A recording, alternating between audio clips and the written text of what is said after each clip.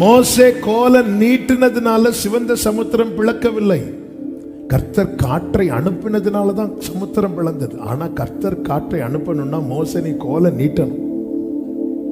மோசே தீர்மானம் எடுக்கிறான். கர்த்தர் என்கிட்ட சொல்லிட்டார், நான் கோலை நீட்ட போறேன். அடுத்து தெரியாது.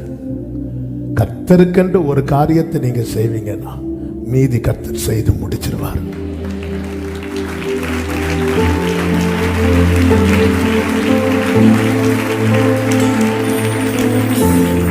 வலது கரத்தை உயர்த்தி ஆண்டவர்கிட்ட ஒன்னே ஒன்று சொல்லுங்க, என்னை விட்டுறாதீங்கப்பான்னு சொல்லுங்க.